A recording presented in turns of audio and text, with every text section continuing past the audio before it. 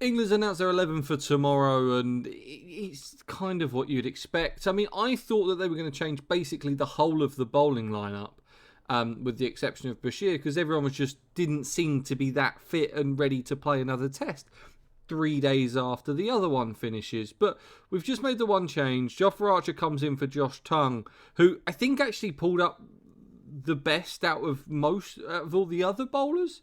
So it seems interesting to drop him. I mean, Cast looks injured on day one of the last test match, let alone day four. I mean, it just looked like there was bits of him left. Woakes obviously didn't bowl at all pretty much on the second day of India's first innings, which I guess they were trying to save him, but is that just giving up on a test match in the first innings before you've even started three other innings? That seems like a bit of a miss, having to save him for Lords. Now, I know everyone says that Woakes' record at Lords is fantastic. While it is, it's a lot of what he'd done at the start of his career rather than what he's doing now. I think it's in this decade, it's 4 wickets in 2 matches and about 60 runs in those 2 tests. It's not incredible. It really isn't.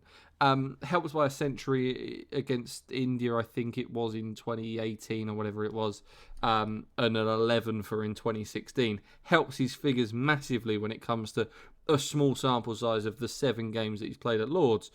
So the record isn't as incredible as it has been, as it necessarily is made out to be. I would have picked Sam Cook. I think Sam Cook is a better bowler than Chris Woakes.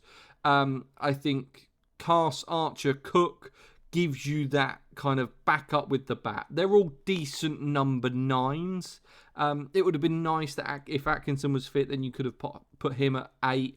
That would have been okay, but obviously he hasn't pulled up and isn't going to be fit. I think there was some whispers from McCullum that Lords might be a little bit too soon for Atkinson, which was odd because when the injury was announced, he wasn't going to miss any of this test series, and he's now missed 3 games of this test series and might be back for the 4th, that you'd imagine that he would be, because Cast and Woakes will probably need a rest at some point. I know there's a big break after this test match, but playing Woakes and Cast off of a back-to-back test with Archer being the 3rd seamer and obviously Stokes being the 4th seamer, with the injury troubles that they've had with those, worries me a little bit. I would have liked to see someone fresh.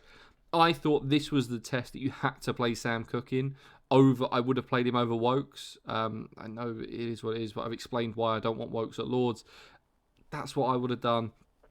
Look, I still think they're probably favourites to win this test, but just seems odd not to make more than at least one change for that bowling attack.